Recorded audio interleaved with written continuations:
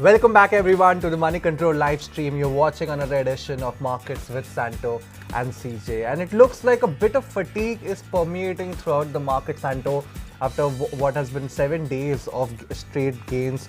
I think the reasons could be the fact that we have a truncated week this week, Santo. Tomorrow, of course, will be a trading holiday, and you have the expiry of the October derivative series coming on Thursday. So investors seem to be a little tentative on taking big positions at this point of time. Only to be expected, actually. Yeah, and you can see that in the market's performance. Of course, we recovered from the opening lows and we went into the day's high. But then ultimately, at this point of time, it looks like we are all set to snap a 7-day winning streak for the benchmark indices. But the good part is that the broader market was still holding up quite well. If you look at the mid cap and small cap indices, they were exhibiting good gains given the overall market sentiment at this point of time.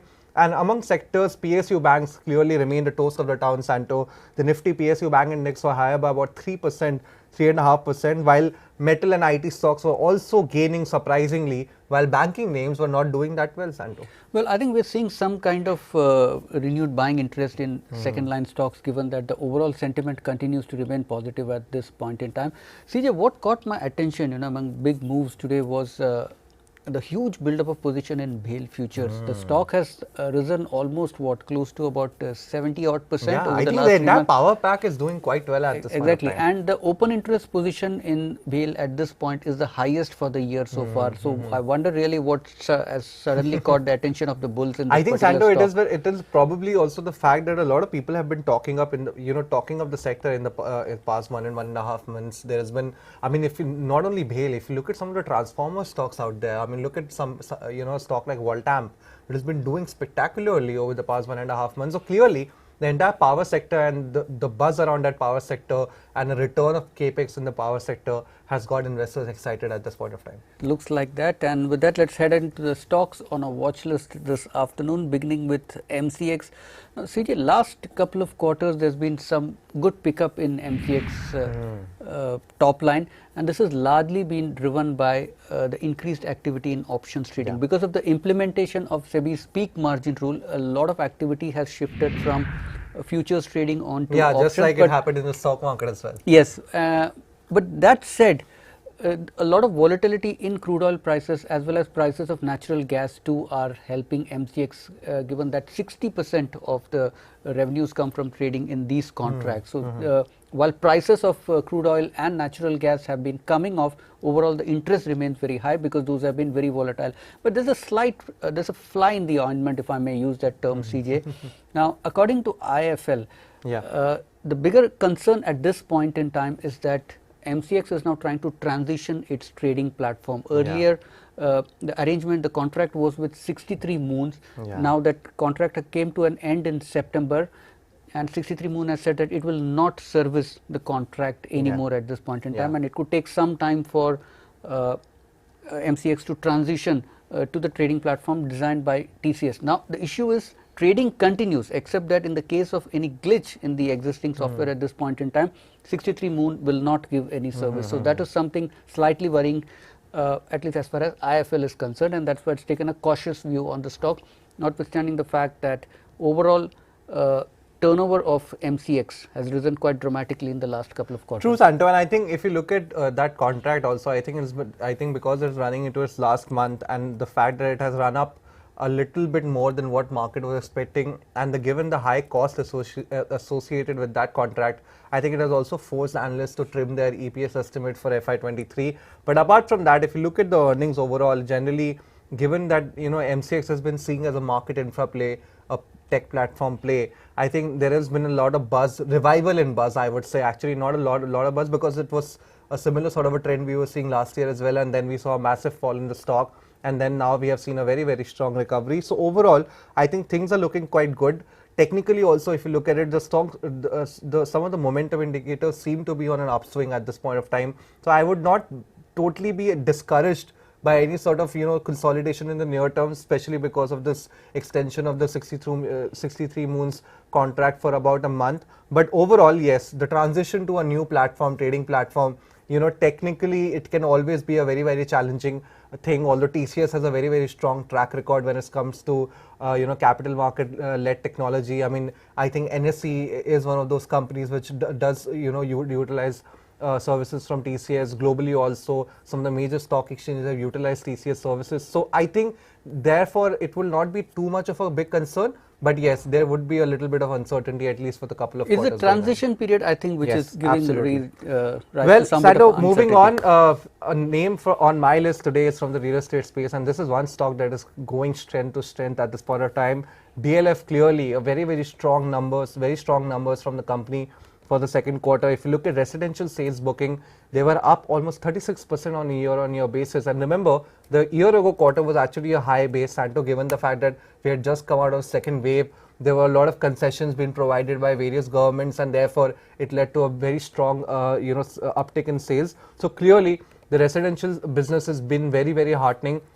But even if you look at the lease rental business, which is the other side for DLF, that is also doing quite strong. Some of his projects have already, gone on lease even before they've gone online. So clearly, there is a lot of strong demand. And if you look at what JM Financial had said, they are saying, Santo, at this point of time, that the market leadership that DLF enjoys in the Delhi NCR area is very heartening, given the fact that this is one market that is really rebounding at a very fast pace post the COVID, the COVID meltdown that has been caused in that market. So overall, things are really looking good, even though the stock has not been performing probably to the way the earnings have been coming out so far. But I don't think that stock performance is too far if the company continues to perform in this vein. Well, the numbers actually show slight bit of decline both on a sequential as well as year-on-year basis, and maybe that's why the stock has been underperforming for a while. The bigger risk to the real estate sector in general at this point in time is the fact that interest rates are steadily inching higher, and while real estate companies have been putting up a brave face saying that they're still continuing to see very strong demand, one will have to see how things play out if this uptrend in interest rates continues to rise. That I think reflects the concern. And if you look at the price chart also, DLF stock has not really gone anywhere for quite some time now. In fact, Santo, I mean, I take your point, of course, about interest rates rising, and probably if you look at that, if you look at the current expectation, there's only expectation that we might have another 35 to 50 basis point rate hike as far as India is concerned.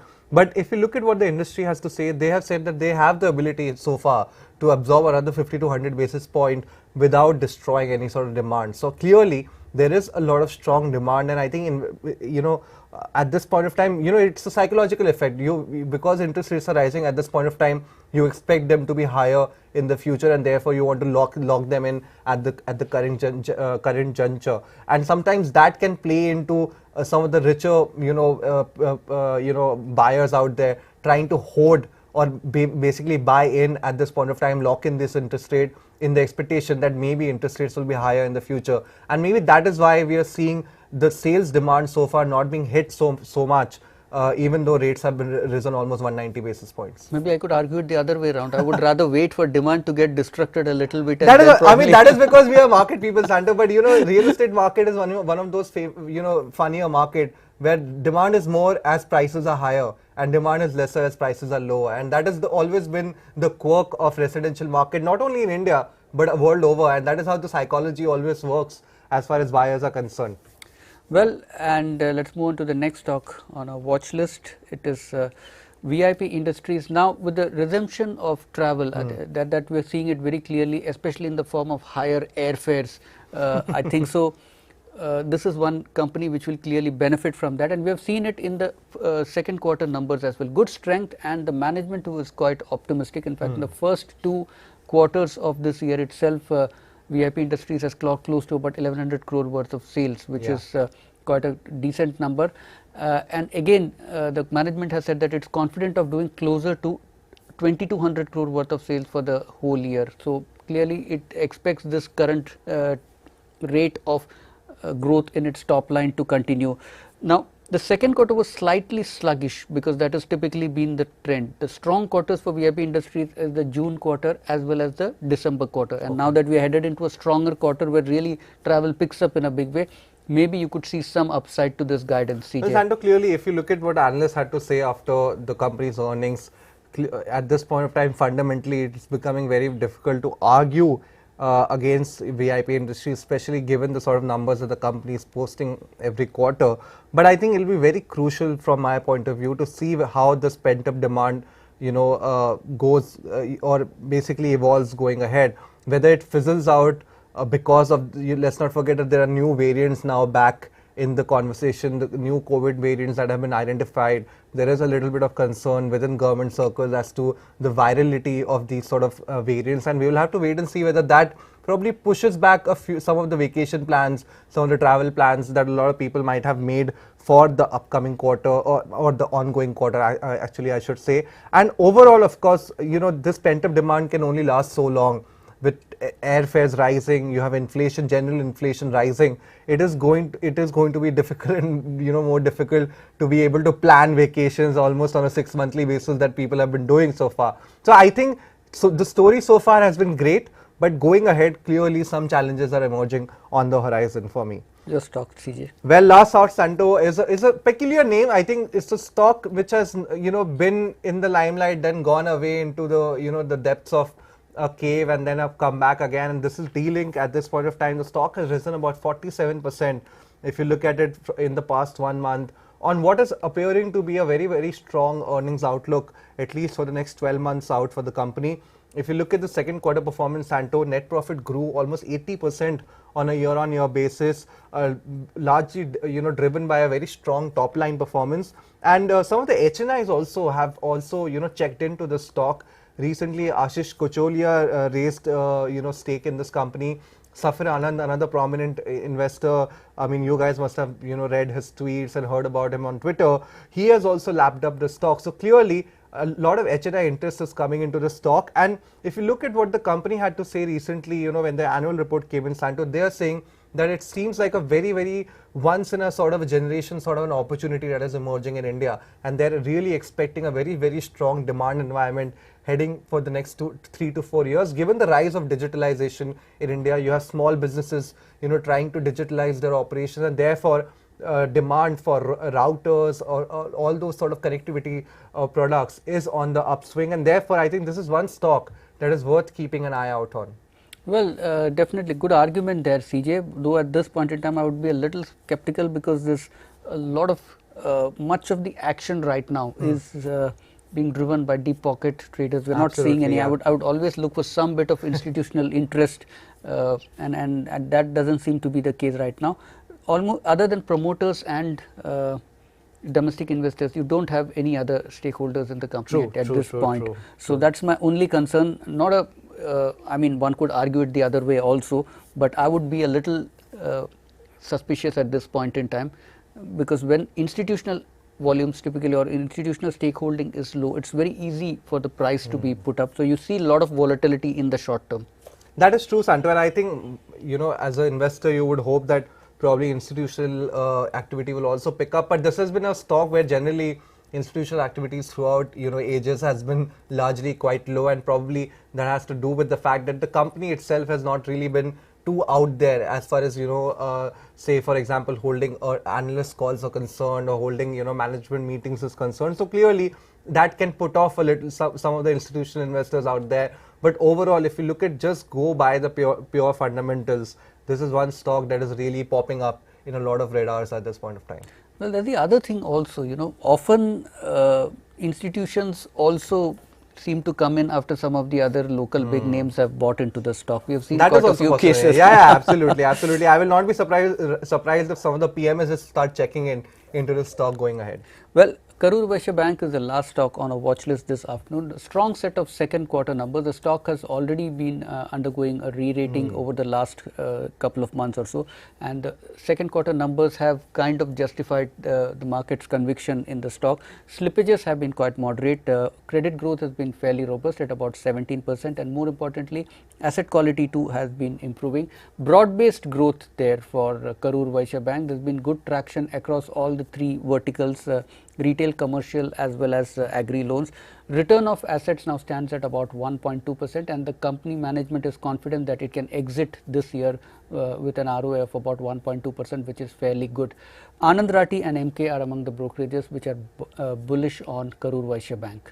Santo, I can't even debate the stock. I mean, if I debate the stock, I think I'll just make a Mickey out of myself, because everything at this point of time is looking so good for Karur Vysya Bank, and of course, one would hope for the investors that it continues for a long time. That said, we have a couple of queries coming in from our viewers on our chat box, and one of our viewers, RTR, has asked Santo, what is the outlook? Of course, I think the general summation is basically what is the outlook for Bajaj Finance. The stock has fallen almost 3.5% in the past week.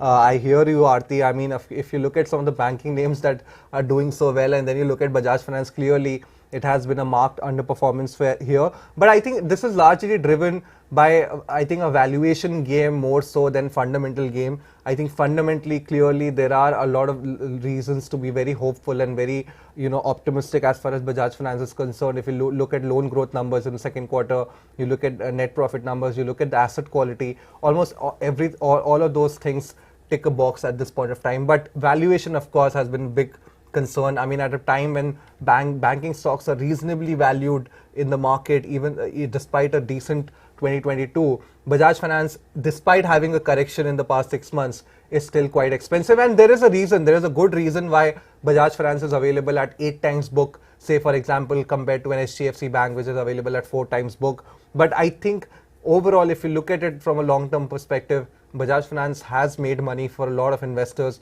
despite seeing meaningful corrections from time to time, and I think it will continue to do so from a 5 to 10 year point of view.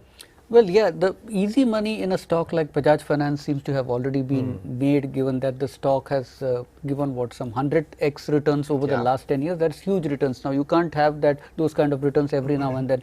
And also, Aarti, remember, even in the case of the best of the companies, like you've seen long periods of underperformance. Like, for instance, Hindustan Lever stock never went anywhere for a long time. ITC shares have been underperforming for quite some time. Infosys went through a rough patch. Reliance Industries went through a rough patch.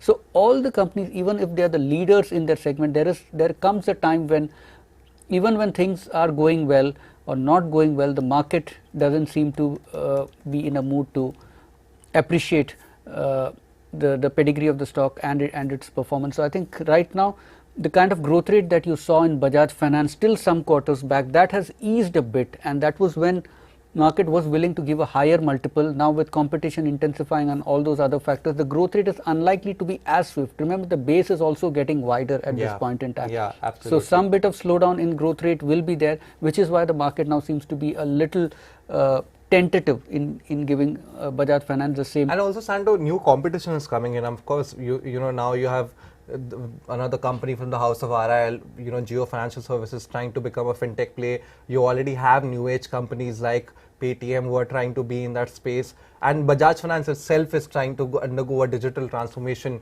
and transform itself into a fintech lending giant instead of just being a traditional NBFC. So clearly there are, of course, a lot of benefits that Bajaj Finance and market moats, as you call them, that the company enjoys. But overall, I think fundamentally situation is not as bad as the stock price is suggesting at this point of time.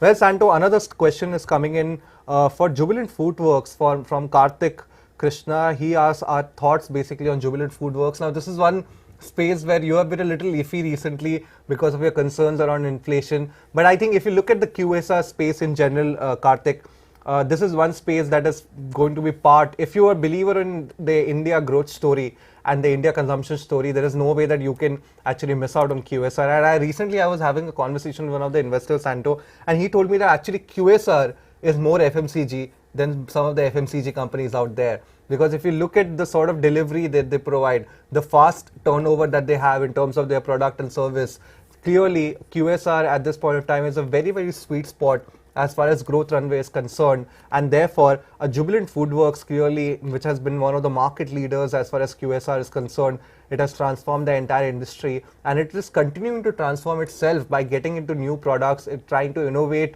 a lot of its menu options. I don't see fundamentally any concerns, but as far as, of course, pricing is concerned, there can always be volatile periods as far as stock prices are concerned. You never know what the mood of the market is sometimes, but fundamentally, I think from a long-term perspective, this is one story that anybody would want to be part of. Well, Karthik, it again boils down to how much the market is willing to pay for the stock. To its credit, Jubilant Foodworks has done quite well, even in an inflationary environment. If you look at the first quarter numbers, it's managed to hold on to its margins pretty well. Growth in top line has been decent. There was a time when Jubilant Foodworks used to enjoy a very high multiple. That was also partly because there were not enough options available, but now that is no longer the case. The QSR space is fairly crowded at this point in time, and investors have other options as well. So, stock already being fairly expensive, will it deliver the same kind of returns? I would say I would put a lower probability on that at this point in time. I would be a little skeptical. Can you see the P re-rating multiple unless you see some dramatic improvement in earnings?